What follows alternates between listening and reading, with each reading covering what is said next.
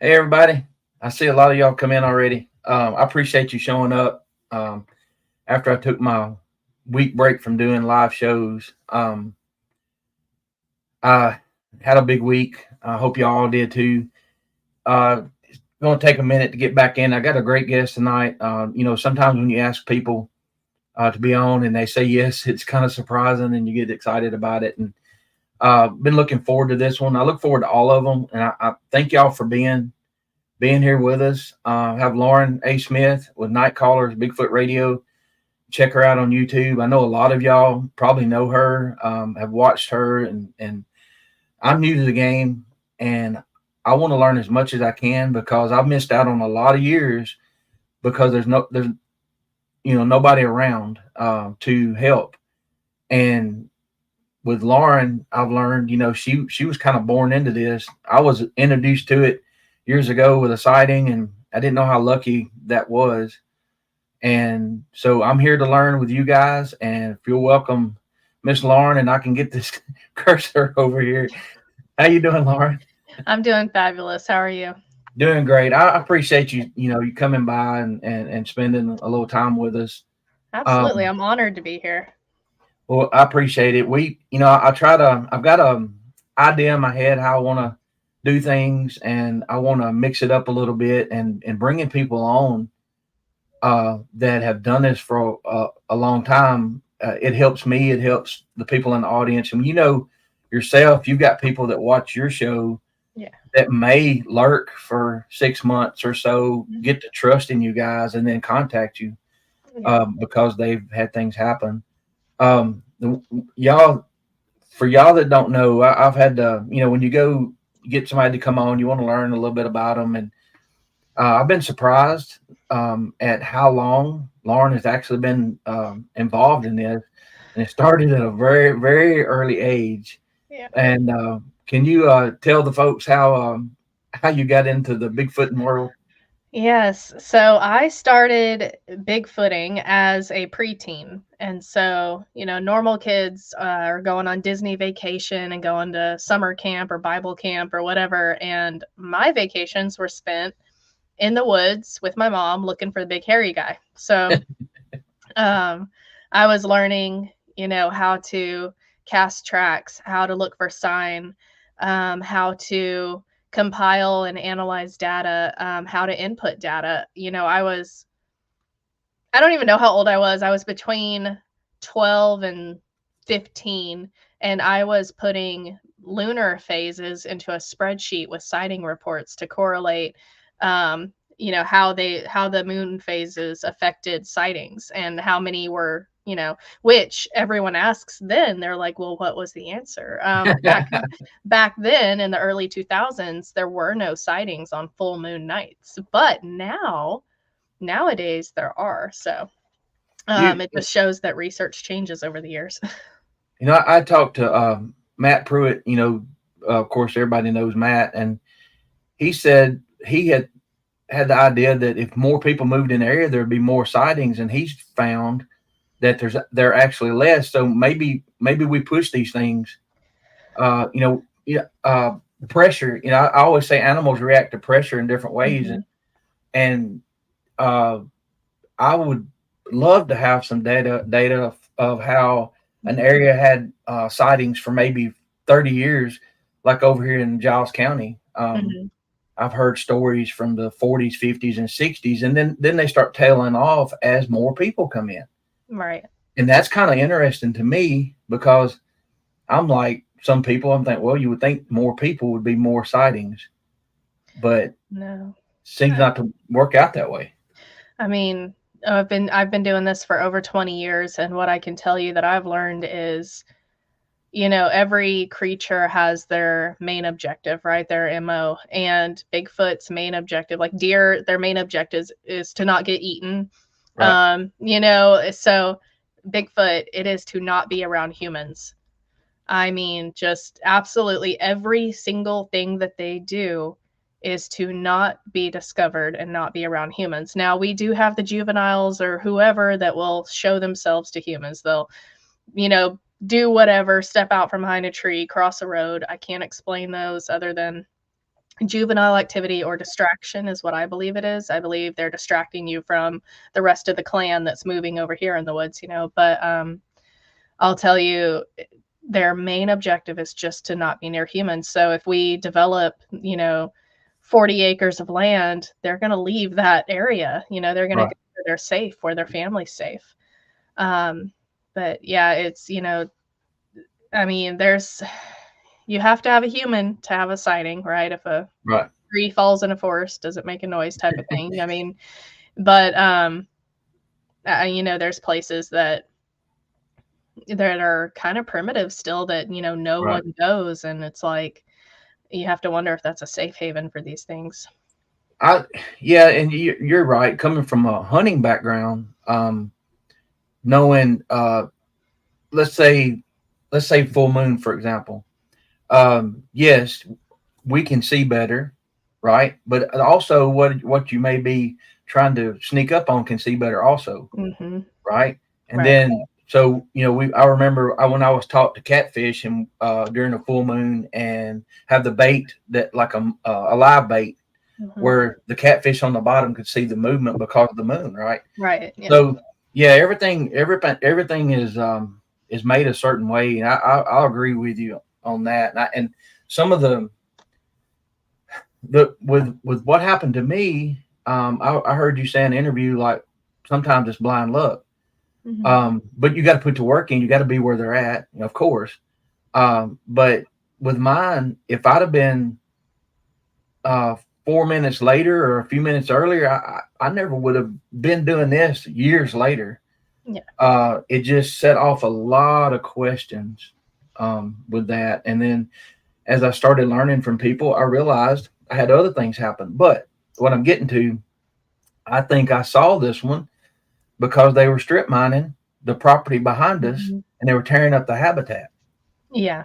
Yeah. And so it was kind of hard to be stay hidden, like it had for most of its life probably. Yeah. But yeah, with that's another thing with the juveniles. I would love Hmm. love to pick your brain with that. We've had some things happen recently. Like I Hmm. told you, I don't know if I'm transitioning between a knower and somebody with a lot of questions. We've been going out this year. We've had some experiences. We've got things on audio. But a couple times, the scariest couple times we've had, we believe it was a young one, Yeah.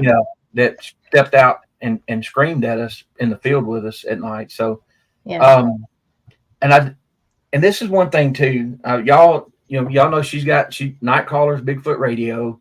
I've got it scrolling across the bottom. Please go subscribe over there. This is my show. And it feels funny saying that, but I want to help everybody too. I Hmm. appreciate you coming on, and Yeah. I'll start listening too. That's all right. No, you're I good. You're mean, good. I appreciate that. But you asked me how I got started in this. I got started because my mom had a sighting. Um, actually, how she got started, and I'm sure you'll have her on your show at one point because she's a brilliant guest. Like she's That amazing. would be She awesome. is the Yoda to my Skywalker, or whatever. Like she's the one who taught me everything I know just about, and she is still my best friend and my research partner to this day. And I don't know if it's just because um, we're mother and daughter, because I've known her all 36 years of my life, or just because we are so in sync. But um, when we research together, we have almost a nonverbal communication, and we just it's like we're two hands on the same body, and when we research, it's just we can look at each other and we just know what the other one's thinking. We know Right. what our next move is. It's amazing. But I say all that to say she she had been living in Zavala, Texas, and she had heard a weird noise out on the lake while she was fishing. Anyway, years pass, and she was bored one night. She went into a Pal Talk chat room. So that was back in the day before, before we had all this. We had a chat room where you could speak into a mic and, talk, one at a time, of course. And they were talking about Bigfoot. And she just thought that was the funniest dang thing. She was laughing at these people. She thought they were so stupid and so crazy Yeah. until they played this noise. Uh-oh. Now, when they played this noise, it scared the heck out of her and it gave her chill bumps because she had heard this noise. And Right. so she started kind of paying attention and she started listening more and more. And she realized that the things they were talking about were and you hear my accent coming through when I talk about her. If I talk to her or about her, I get my East Texas accent back. Um, but she was hearing these things that they were talking about, and it was happening to her in her area. She Yeah. lived in the East Texas piney woods on Lake Sam Rayburn, in a little lakeside community, and she was having all these things happen that they're talking about. So eventually she starts chiming in. She starts talking to people. She eventually gets people out there. She starts having expeditions on her property and going on expeditions. And at one point, she was sitting on the porch and she was on the phone with a researcher. And she said she was hearing something across the street. And he said, well, shine your spotlight. And so she popped up her spotlight and she panned and then panned back. And there was a face. And Oh. whatever it was standing next to a tree, leaning out, looking at her. And she froze. She couldn't believe what she was seeing. Her brain balked, right? Our brain glitches and it doesn't know how to handle that information. And then she blacked out. She doesn't remember anything except sitting on the couch. And it was like 8 hours later. And she's sitting on the couch and she came to kind of and realized what she had seen. So at that point, she calls a friend of hers who is deceased now. Rest in peace, Kelly. She was amazing. She calls Kelly. Kelly drives down from Dallas and helps her investigate. So they go across the street. They're looking for prints. They're looking for anything. Nothing is there, but there's smell. Right. They cannot find the source of the smell, but it was the most god awful smell. It's like it released a musk of some sort, but it wasn't a musk. It was like she said it smelled like something dead and vomit. It was awful. And Right. it smelled up this area, but they could see that the spot there had been worn, like it had been standing there watching her, because across the street, I say street very loosely, it's a little lakeside community, and she had woods and bamboo across from her house, but it could see her washing dishes at the kitchen sink. Wow. If it stood in that spot. And so the spot was well worn and it stunk really bad. So she had her friend, she said, I'm going to hold up a PVC pipe with a hat on it and you tell me when to stop on how tall it was, because mom remembered a pine knot next to its face. And so she held up the PVC and mom's like, taller, taller. And she kept going. It ended up being 11 foot. Oh. And she said this thing Wow. was black and it had like a basketball player build, but bulkier. Right. And she saw it. And it really rocked her world, and it impassioned her to find out what this was. It didn't scare her off. Like, it made her even more impassioned. And so from there, she was gung-ho. Expeditions, going out hiking, driving to different places, setting up audio. She would record every single night. And back then we had a cassette player recorder. So, you would have to wake up in the middle of the night and flip the tape. And, that's how I grew up researching, Right. was old school. Listening for hours too, like Yes, yeah, old school. run it And back, so, run it back. yeah, That's we had a awesome. video cam with the cassette tapes in it, all of that, all of the good stuff back in the day. And, we didn't have thermal and all this. And so I cut my teeth on, gathering data the hard way. We didn't have Audacity to run through and say, oh, there's nothing here in your 75 Right. hours of audio. We had to listen to it. Right. But that's how she got into it, and I got, of course, dragged along with it. And at the time, I will be completely honest, I hated it. I hated Bigfoot research, everything about it.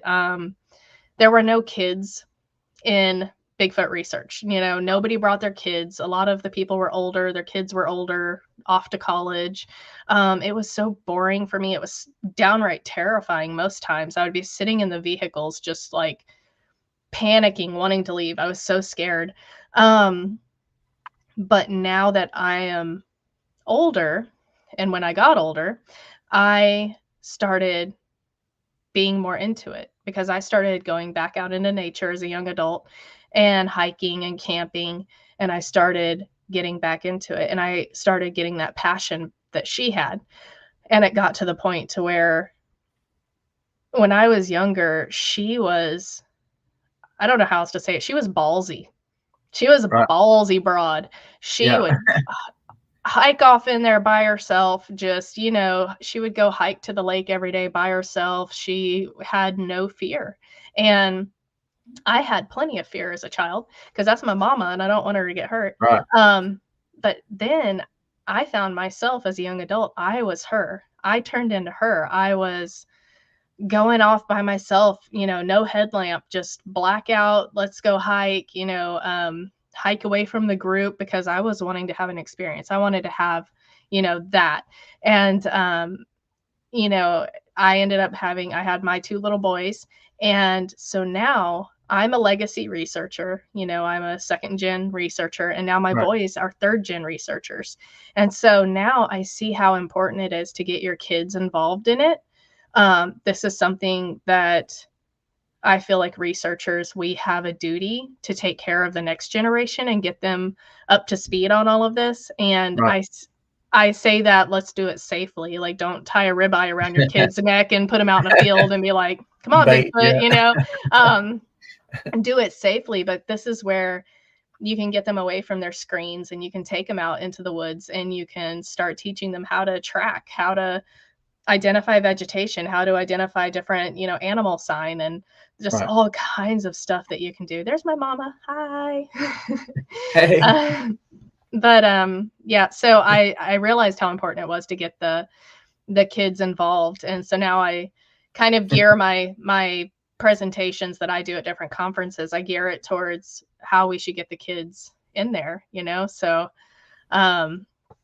anyway, so that's how I got into it. I was unwillingly dragged along on these expeditions, but ended up my entire life revolves around Bigfoot. I'm known as the Bigfoot lady now. And I don't know if you saw on Instagram or Facebook or whatever, but I got a life-size Yeah. cardboard or plywood cutout that was painted by the Cub Scouts of Right. Texarkana, Pack 19. They painted a life-size Bigfoot cutout and they signed it and everything, and it just meant the world to me. But they were the first group of kids that I'd spoken with about this, and I learned so much from them, and I realized how much we need to be getting them out there. And so it's Right. kind of, it's important to me as a child who was drug into the woods looking for Bigfoot. It's important, I think, for us to bring that next generation up into this. How awesome would it be for one of those kids to 15 years from now get the evidence, right? The evidence. And that's Because what yeah. And that's what I yeah. say. I'm like, this doesn't stop with proven. So let's say that tomorrow you go out and you get the body, the video, the picture, whatever. It Right. doesn't stop with proven. Then it goes Right. to conservation. Then it goes to, collecting more data on this species. And so we need the next generation to come up because guess what? Whenever we all go, who's going to take over? Them. Yep. And they're going to have to recreate the wheel whenever we could have been teaching them all along. So a lot of And people don't agree with kids out in Bigfoot. I don't think taking them on night ops or taking them out to the middle of nowhere where it's unsafe and you don't have a way out, obviously that's not safe. But taking them on campouts and taking them out to hike and learn about this, that's absolutely what we should be doing. well, and if you think about it, what we're doing right now, we're getting to know each other because like I said, I want to learn as much as I can, um, but we're documenting stories.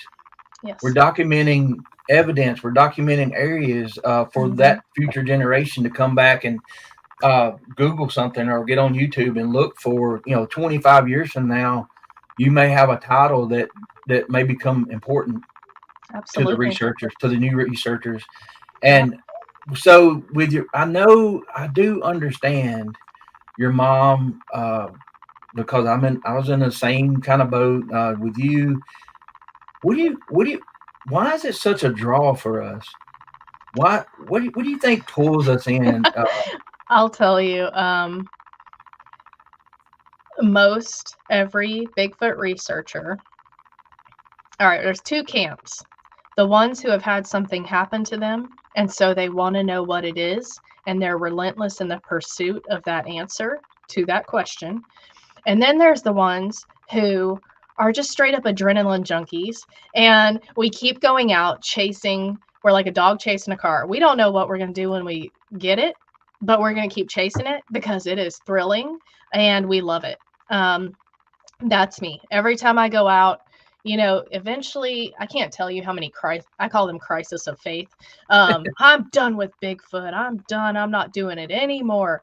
And then never fails. I will go out and I'll have some kind of experience. I'll get growled at. I'll see a figure. I'll have a weird vibe. Whatever gets my adrenaline going, and I'm hooked right back in. And here we go again. So that's my theory on it. Let me answer one of the questions. Diane wanted to know what the clicking is. I got an email from StreamYard. They're having Yeah. bug issues, so Yeah. I'm sorry. It could be me. I'm probably tapping. No, you're something. the expert. Surely not. Oh gosh. But I have my laptop has a loud fan, which is why it's in the other area here, and it sounds like a jet taking off. And I've noticed on my show, it'll just be this high pitched whine, and everyone's like, "What is that? What is that? It's killing me." Because they got headphones in. Yeah, that's how it goes. I agree with you. On the sometimes it gets frustrating, but then I don't get scared usually, except for a few times, until I'm home and thinking about what we just did. I'm like, okay, why did we go out there? Why are we out there at 1:00 in the morning?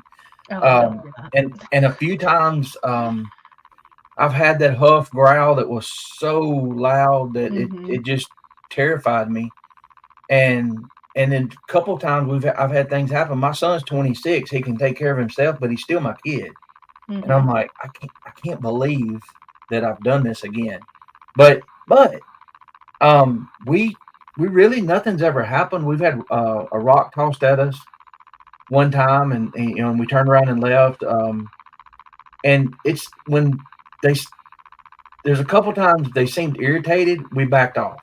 And then I go and call people and like, hey, this just happened. What was this? And and it's great to have people in your life that you can contact. But I'm gonna check. I hear it.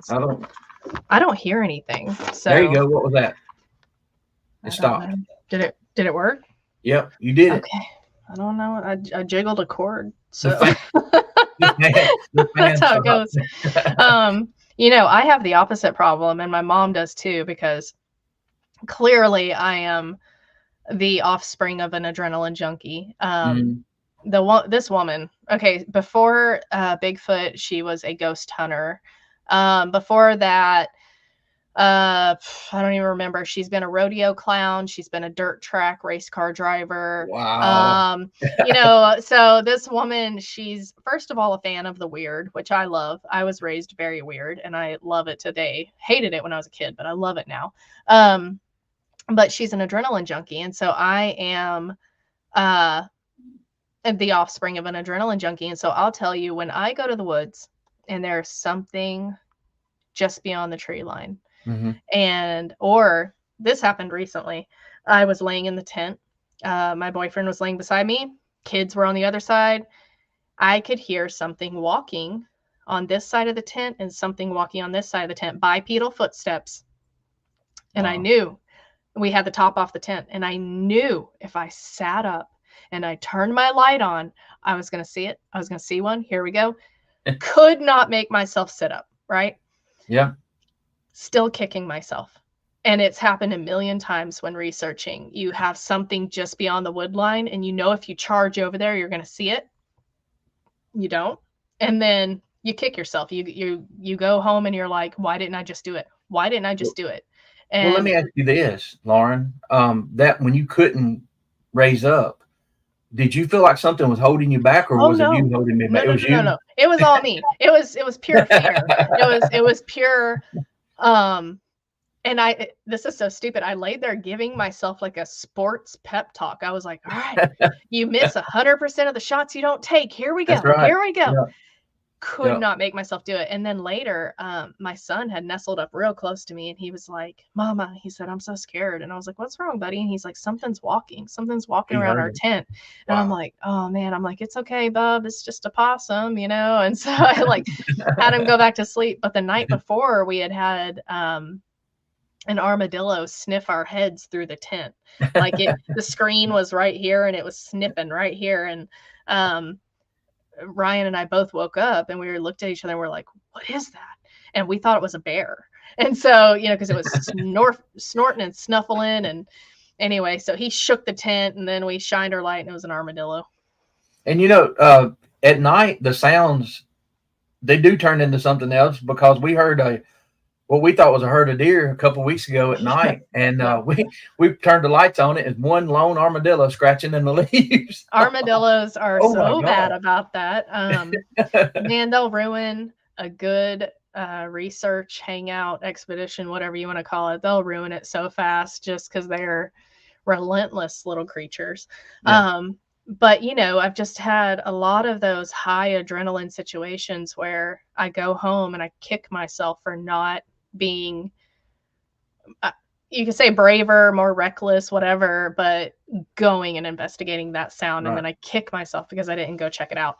But my mom has also mentioned that she has done that plenty of times. You know, but when you do have those situations for adrenaline junkies like myself, it's like, oh man, I got to get back out to the woods. I got to get back out there, you know, Yeah. and I got to see what it was. I got to go get my fix. So You probably marked down the date, what the temperature was, and what time of night and everything, logging it um, all in. I didn't used to. Actually, I was a pretty bad researcher there for a while. I just didn't document anything. I was like, I want to go experience it. Right.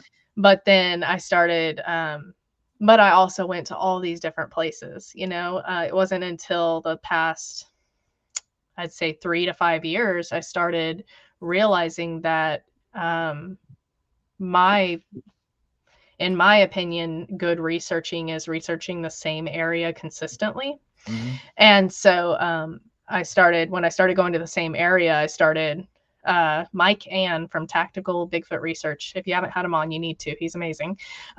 He carries around a notebook and he writes all his info down. I pull out my notes app on my phone and enter it. I use my phone a lot in my research. I didn't used to. I was very anti-technology for a while there, but now I use the Merlin Bird ID app on my phone, and I have that going at all times. And that IDs birds, obviously, which is really handy. Right. But then it also is recording everything live. Okay. So you're hearing, this has happened to us out there. You're hearing some weird noise, and you're like, okay, what kind of bird is that? Right. And it doesn't register as a bird. Mm. But you still have the audio recording and you have the location, you have the time, you have everything on there. That's cool. And then I also have audio recording farther away from camp. So it's kind of a backup to that, like a redundancy system. But yeah, we have, just that's how I document is on my phone, the notes app. I open it up, write down what time, wherever, and then move along with my day. So, And and you don't have this problem yet. I'm 52, so it does help to document. And sometimes it's not even like a whole sentence or whatever, just a couple words to oh, yeah. jog your memory. Yeah. Yeah. Yeah, I'm And like weird smell Friday night, 7:52 p.m. or whatever. And then, just kind of, yeah, I document that kind of stuff, especially that spot that we go to. It's we've been there several times, and every time that I've gone with Ryan, right after sunset, we get this weird smell. It's like a musky smell. And then we get this weird noise, which is a screech owl. And then we all get this creepy feeling with both of those things. And then the screech owl, the first time we heard it, though, I was convinced it was a skinwalker and we were going to die. Like, you could not tell me otherwise. That's just how it was. And until we realized it was a screech owl, and that's how it got from this point to that point so quickly, right. with no noise. But we had documented it. And so the next time I referred back to my notes, and sure enough, right after sunset, screech owl landed right outside of camp.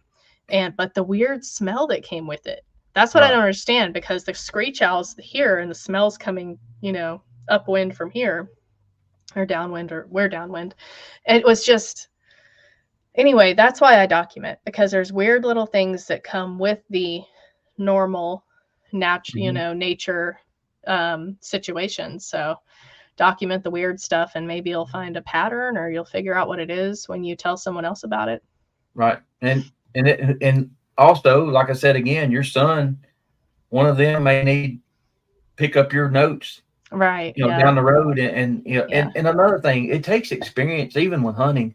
Mhm. Um, my son, is 26. He's half my age, but he's the sound guy, Mhm. animals, and he's really really good at identifying things. And I've misidentified animals at night. And I'm learning too, though. Yeah. I'm relearning things I've forgotten, and but Yeah. there. Yeah. Do you? Let me ask you this. So we've got a spot that we go to. We've had a lot of things. We've got some things on audio that's been people have looked at, and it falls in the range of a howl, Mhm. booger howl. Um, we've noticed we kept going back every few days, maybe 7 days in between or whatever.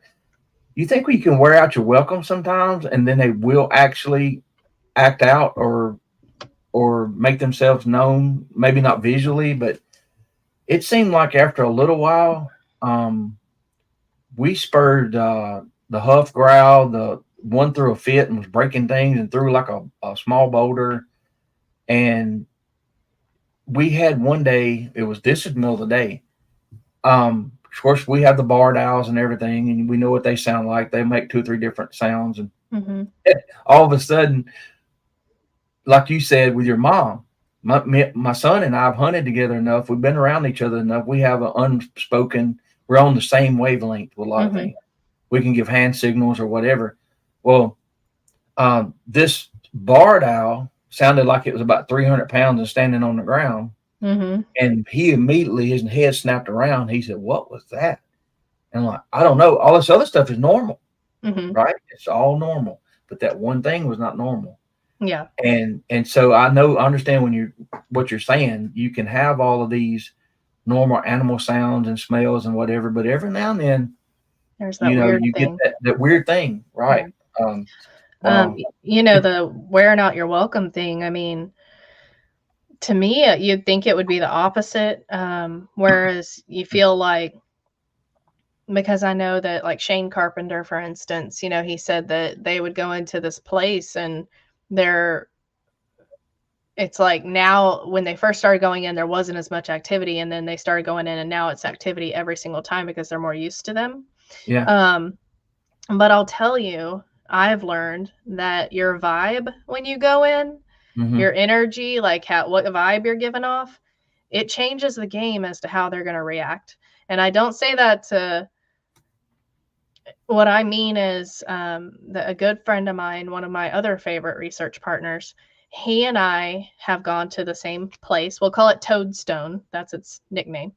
And we've gone to this place.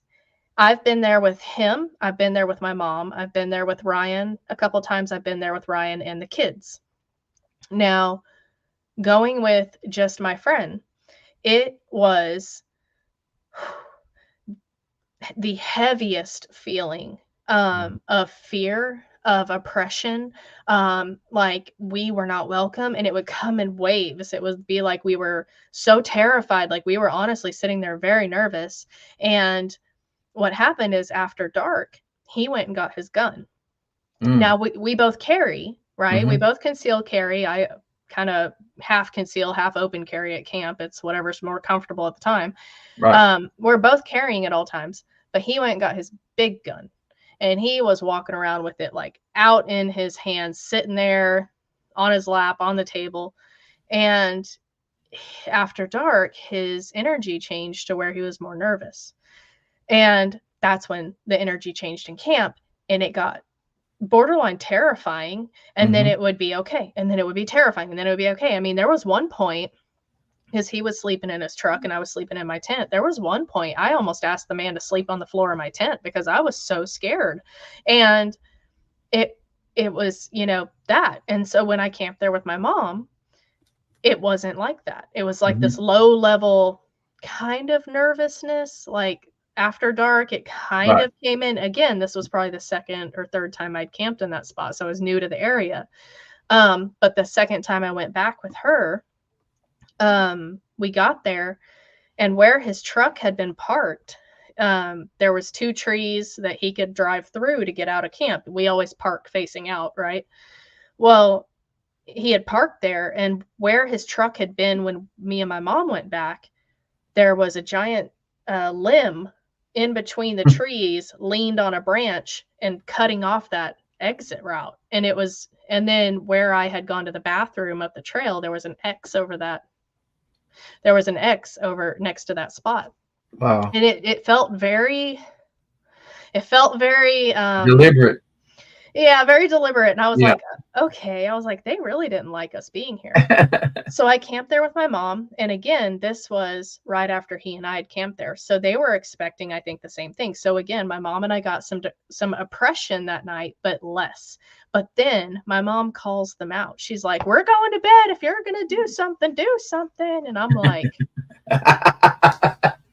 Didn't discuss this with me, Mom. I'm like, I don't have enough bullets for you to be acting like that. Okay. Yeah. So we go to bed. Eventually that oppression fades. We go to sleep. We're good. I go back with Ryan. Same level of no, not even, I would say a lot less. There was kind of a little nervousness after dark, but other than that, there wasn't really anything. Now, Ryan, he's 6'7". He's a big old dude, but he's a gentle giant. Like he open carries everywhere he goes, but he doesn't have that nervous energy. Like he's very confident, he's very at ease. Right. And then I go back with my kids and Ryan, nothing. I mean, nothing out of the woods. Like no, and I really think it has to do with energy. So what I'm saying to you is when you went in that time and you had that kind of territorialistic activity, what was going on that might have been different from previous times? Well, you're right, because my son had a big gun and I had one, and the thing is, we're not taking these things to do harm to them. So in the middle of all this going on, this lasted almost 20 minutes. And finally I said, Peyton, clear your mind. I'm going to try something. I didn't tell him to do this. While I'm speaking, he sets his gun down by the tree. And this is all on video. Mm-hmm. I said, we're not here to hurt you. We're just curious, and we don't want to be hurt either. Mm-hmm. You know, just, you know, I don't remember exactly what I said, but it was that. And I felt almost euphoric feeling. And I asked Peyton, I said, what are you feeling right now? And he said, the whole feel of the woods just changed when you said that. We had one more tree snap, and then that was it. Mm-hmm. And then, there have been nights that we pulled up, and that feeling you're talking about, I'm like, we're not getting out of the truck tonight, because I feel, you know, and I don't know whether it's because we have taken different people in the family. So I don't know what their energy was, but I will tell you this. One of them we took, sat down without telling me, sat down in the middle of the field and started meditating. And I have people saying, there's an orb at different locations. I don't know what that was. We had seen some lights before, but I said, get in the truck. Don't be doing anything without saying something first, you know? Yeah. So, but when I say that to say, I agree with you. I believe the energy, the intention that you may have or may not have may have a lot to do with it. And and like your mom, so I was told that after a while, when they understand you're not there to hurt them, that it does get better. And we've been out there. We gave the land a break. Over the summers, too hot, too many ticks, too many snakes. And we've been going back, and it's been a little different. But we've learned a lot too. You know, I believe you are correct. It's here. It's your energy. Yeah, it's the energy you give off. You know, I'm always asked, why do you think they like women so much better than men or whatever? And I said, because we're nurturers. So when a man, and I don't mean this in offense to any male, some of my favorite Bigfoot researchers and most of the researchers I've learned from over the last 20 years have been men, great men. But when a man walks into the woods, they walk in like they own the place, Yeah. whether they're carrying or not. But I will say that your body language is different when you're carrying. It is. You are definitely less fearful, Yep. and you have more of a "I can take you" vibe. But Yep. when a man walks into the woods, y'all walk in like I own the place, and I'm the apex predator here. I'm good to go. When a woman walks in, even if we're carrying, we walk into with more of a respectful vibe. We walk in with a healthy respect for our surroundings and what can happen to us in our surroundings, as we should anywhere, whether we're in the woods or in the city. You have to have a healthy respect of your surroundings, situational awareness, Yep. and that's how we are. So we walk in, we, I say most of us, unless it's a certain time of Uh-oh.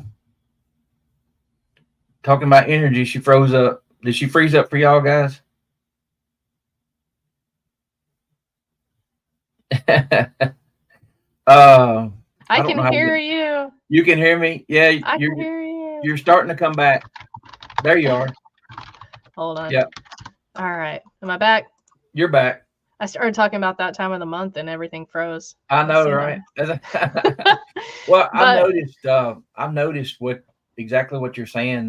yeah. Anytime my wife goes, we have more or no, let's put it this way, less dreadful feeling things happen. It's more like, hey, whether it's a grunt or it's we had to scream that night. We had my wife and my son's girlfriend, and I mean it. Whatever it was that stepped out in the field with us at night, and it sounded like a maniac male at first, Hmm. and then it went so long and got high and then came back down. I couldn't have. None of us could have brought Yeah. screamed that long. So, but I think there's something to that. I've seen women. Um, well, I've seen people, but mainly women. They'll look around and get a feel of the place. It seems Hmm. like, and I Yeah. try to do that. I try to look around and get see where we're at and get a feel for the area. I mean, I know that Yeah. sounds weird, No, but definitely. I get it. Yeah. yeah, Yeah. I've No, been. we do the same. And kind of like you did, whenever I go into an area to research, I kind of send out a mental PSA like, hey, not here to hurt you. Would love an interaction. If not, wish you the best. Hopefully, thanks for letting us crash here tonight. Hope you guys have an abundant whatever you're eating, good health, well wishes. Don't eat us. Thanks. Mostly, no, I'm joking, but not. I do send out kind of a PSA, but I also am very sure to include my dogs in it, Mhm. and my kids. Like the kids and the animals in camp are, their family. We love them. So far, I haven't had a dog, go missing for very long, or anything like that. So, actually, there's been a few times to where my dog has gone missing. He has since passed, but he used to go off. We call him Dora the Explorer. He would go off and explore and would not come back for a long time. And I used to get so scared. And so I would actually like, in a moment of sheer desperation, I would like send out a mental like Mhm.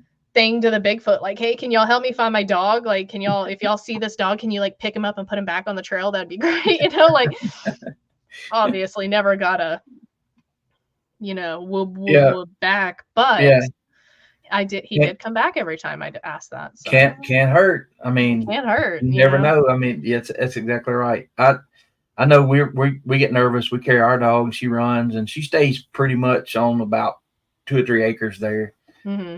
When she starts getting a little further, we start yelling for her and she'll come back. But there was one particular time where I was there by myself with her Yeah. and I had something strange going on. It got really close, really fast. I couldn't see it, broad daylight, and she's 50 pounds, staffy. She's muscled up. She's a sweet dog, but she's not. She's protective, Hmm. and she hugged the ground, dropped to the ground, looked up at me like help, and I'm like, oh my god, what have we gotten into? So I'm like, this thing's making this noise that I can't identify. And I look at her and I say, I'm not going to leave you, but you got to help me. And I had the thought in my head, please let us go. Yeah. You know what I mean? The same thing you're Yeah. talking about. I don't know if it works or not, but I Yeah. turned my back, not wanting to, on the sound, but helping her. Mhm.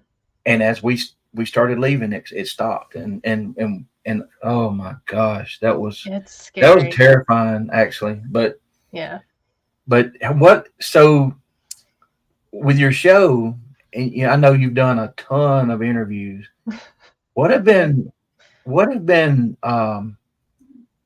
some of the I'll put you on the spot with some of the I best. Let's know. say, what have been some surprises that you've learned maybe from a good guest that's helped you in your research? So I've had, we have had over 300 interviews, and I learned something from every interview. And the ones that really stretch my brain, like the ones that really just kind of make me think differently, um, it's it's an even mix of the woo and the flesh and blood, however you want to say it. But one of like Mike Ann is one of my favorites. He's just very level-headed. Um, he's a little bit he's very gear happy, let's say it that way. He's gonna laugh when I say that. He's gonna die. But that's one of my favorites. I have so many favorites. Mhm. Daniel Lee out of the UK, actually. He's a young tyke. He's 13. And I've seen him. yeah, so he is starting out in this at the same age that I did. And so the entire time I interviewed him, I was trying not to cry, Oh, because I felt like just this big mama bear vibe towards him. I just wanted to like hug him because he's so intelligent. But yeah. one of my favorite things about my interview with him, first of all, someone asked, "Do you do any night expeditions?" And he said, "No." He said, "I'm 13 and I'm still quite afraid of the dark," which was precious. But I said, what makes you so good at this?" And he said, honestly, he said, "I'm autistic." He said, and so I have this kind of, he didn't say it like this, but I'm going to say it like this. Okay. He has a superpower, to where when he focuses in on something, he really focuses in on Hmm. this. And so I feel like every person has that skill that makes them passionate about this and makes them such a good researcher, right? That's his superpower. And so Mike Ann, for instance, he has I think a law enforcement background. Other people have military backgrounds. Hmm. Whatever you have, whether you have a hunting background, that's helpful also. I did an interview with Max Hawthorne the other day. He's an author of fiction books, but he had a Bigfoot sighting and he has a fishing background. And so, Well, it's I just, saw that one. That was the water, right? Where he, yes. yes, Yeah. actually, yeah, Yeah. The water Bigfoot sighting, which is one of my yeah. favorites because you don't hear a lot of those. Hmm. Um, but my point is, I've had so many that were so amazing and I learned something from everyone, but there's just been a few special ones that I'm like I'll call my friend Dennis and I'm like, Dennis, you have to go listen to that one. It was so good. And he's like, I hear my voice in the background and he's like, Hmm. let me pause you. What'd you say? I'm like, ah. You're already So watching. yeah, like my most recent one with Ron Moorhead was really good. And I know everyone's like, oh, I've heard him a million zillion times. Well, let me tell you something about Bigfoot podcast interviews.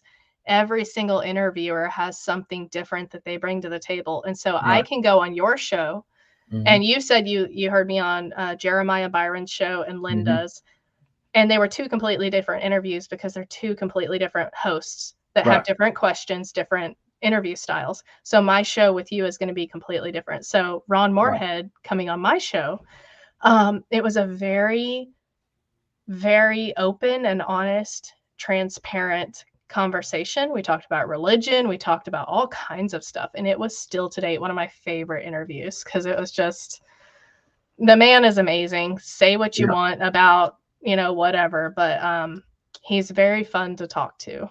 He's very awesome, but I've had a lot of great ones over the years. That A lot. well, and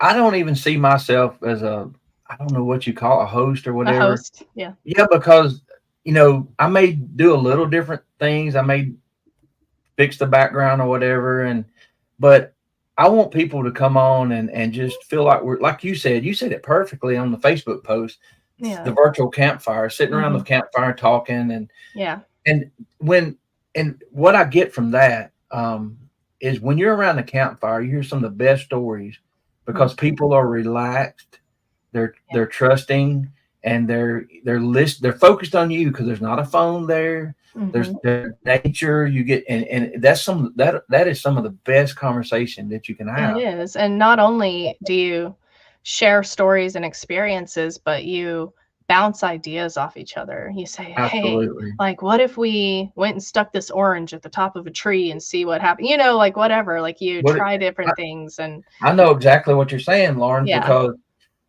we could be brainstorming. Six of us could be sitting Hmm. around a table. If I think of something absolutely stupid, Hmm. I'm going to say it because, Yeah. yes, it's not going to be used, but I've had this more than once trigger an idea from somebody sitting across Exactly. for Yeah. some reason, for some unknown reason. Maybe Yeah. it's the laughter, maybe it's the breaking of the tension or whatever. But I do that at times, and I have And done it. I And think, it's like you said, we don't have the distractions. Um, Ryan and I were talking the other day and we were talking about, oh, what were we talking about? Something stupid, but we were like, we were looking at camping gear or something and we're like, oh, like that would be a lot to mess with. And I'm like, yeah, but in the woods, what else do you have to do? Like what you know, you whittle sticks and you build weird campfire structures and like you do the stupidest stuff because you don't have those distractions. And so that's where it comes into that virtual campfire. I want my show and your show to be where we sit, we share experiences, I share knowledge that I have, and we bandy ideas back and forth. So my shows, a lot of my shows, and I mean a lot, are me and the person talking about um different things we've tried and why we think it's like this and why we think it's like this. And that's my favorite part of my show or our shows is that right. we bandy those ideas back and forth and we say, I tried this, have you heard about this? Or me, I'm a walking Rolodex for Bigfoot experiences after all the I shows that bet. we've had. And so if you say, you bring up a topic, I'm like, oh, I have an experience for that, hold on. And I come Yep. up with that witness encounter that I heard. But yeah, that virtual campfire, and it's just, even the real campfire, it's that lack of distraction, lack of pressure. You don't have people Right. judging you, you're sitting there Right. with all the people that you enjoy being out in the woods with. And it's a great place to try new things, out in the woods. And there's another aspect to that too. Having somebody experienced in the woods is they can say, "Oh no, don't do that." Oh yeah, yeah. Yeah. That's pretty important. Yeah, Like don't run to the tree line and beat your chest and roar, like, don't do that. Don't yeah, do or that. or yeah, or you find out how much the group likes you, they let you go do it. And Oh, yeah, that's funny. You're not wrong. but Yeah. well, we're coming up on 54 minutes, and I don't want to wear you out the first time. Because look, with your experience and my inexperience, I have so many questions. But I promise you this: you will see my name in chat. Okay. I love the live chat. I love interacting with Mhm. people, Yeah. and the people that watch my show, they know they'll mention my name, but I get so locked into the guest and their stories, and Mhm. that I'm almost would be better in the chat asking questions because some of my best questions that I've ever asked has been where I'm watching Mhm. another show Yeah. and listening to the interaction. But I appreciate the sharing of the knowledge and the Mhm. offer because Yeah. it doesn't if you know something a super secret if you have a location, that's one thing, but if you have something that might could help 10 other people, Mhm. I mean that's what well me personally, I know I'm not going to be the one that brings that smoking gun or whatever, but I I want to not make as many mistakes. I found tracks last Tuesday at LBL. Mhm. I didn't have anything with me. I was not prepared. Yeah. And I was kind of scared actually because of Mhm. where we were at. And it was just two of us. So, but Yeah. anyway, that's that's rookie mistakes that I want to avoid. So It's still what you do. I give my presentation, and I'm actually going to be giving the same presentation at Hanobi next year. And when there's a certain slide in there, and I have two very amazing tracks in this slide, and I fully cop to the fact that I didn't cast these tracks. I didn't even measure these tracks besides putting my foot next to it. I I have been doing this for over 20 years, and I was so dang excited to find these tracks and follow yeah, that trackway. I took a picture. I took a picture of the track. I didn't put my foot next to it for the picture. I did put my foot next to it out of the picture.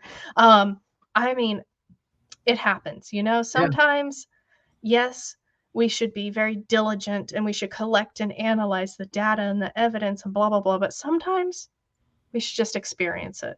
yeah, And that's yeah. where I'll leave you for tonight. Well, Just yeah, experience and it. I think you're right. I got a picture. I got to show the people that watch the show. I got to Yeah. bring it to my son, show Yeah. him, because the fact is, even if I had a rookie casted it, it might have turned out awful. And you fake that. They can always, Yeah. the doubters are going to show up. So, Yeah. but anyway, I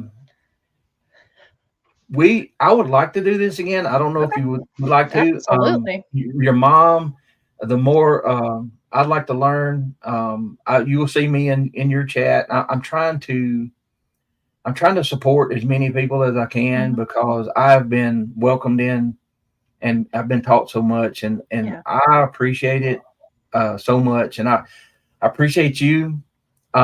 Maybe next time if you do come on again, I will, of course. I won't be as we I think get past that stage of the first Yeah. meeting or whatever, and I like I said, I appreciate Sometimes you.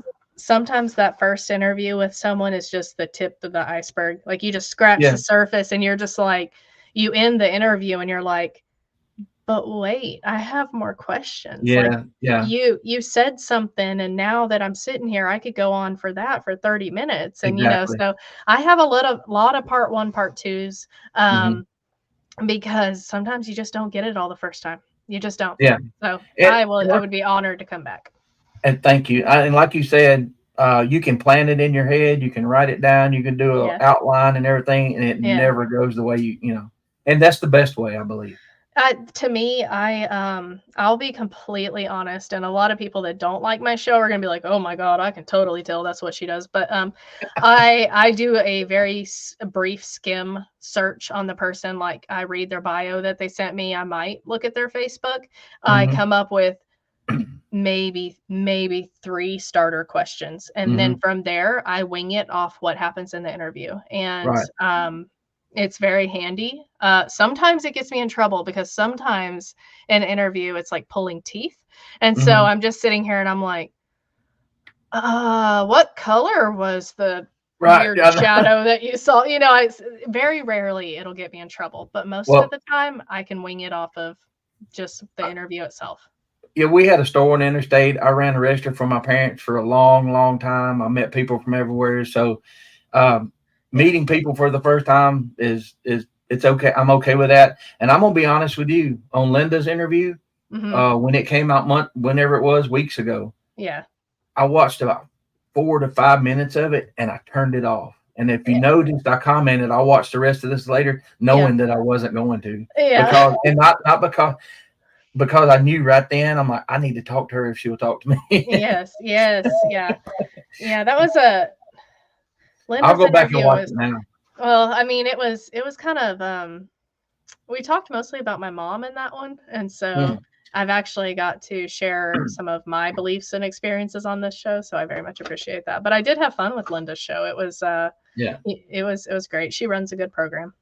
yeah. But, you do need to get my mom on for sure. Oh God, I listed one of her sightings. She's had very many sightings and experiences and thoughts, and the evolution of how she started researching to where we are now with research and technology, and how what she believed when she started versus now. So, I mean, she's well worth having on. You just gotta she doesn't have internet really where she is. It kind of she lives out in Bigfoot Central, in the piney woods of East Texas, and so she doesn't have good internet, and so usually she'll make a trip all the way up here and Wow. she'll stay with me and she'll get like a round of interviews out at that Oh, that's time. cool. Well, hey, Yeah. let me know when Mhm. that's happening, and we can Okay. schedule something. Absolutely. And you talking about stupid stuff. One of my friends and I one night we were like, seems like Bigfoot hates 5G because like everywhere we go that there's no Yeah. signal. It's like, yeah. Oh, absolutely. The best places to find Bigfoot are the ones where you can't live stream it. Or call Absolutely. 911 if you need it. Or that. Yeah, pretty much. All right. Thank you, Yeah. Lauren. I All right. know it's late. You're all We'll good. talk again. Keep in touch, okay? Absolutely. Thank you so much. Yes, ma'am. Y'all, I've had fun. I thank y'all for coming by. Go support Night Callers Bigfoot Radio on YouTube. And I think there's a Facebook. I don't know if that's private or whatever, but just we want to. What I want to do is I want to work together as much as possible, and support each other. So thank y'all. Be sure and subscribe if you haven't, and I'll talk to y'all some later. And I'm gonna end it right now. Bye bye. Bye. Let me see hit the button.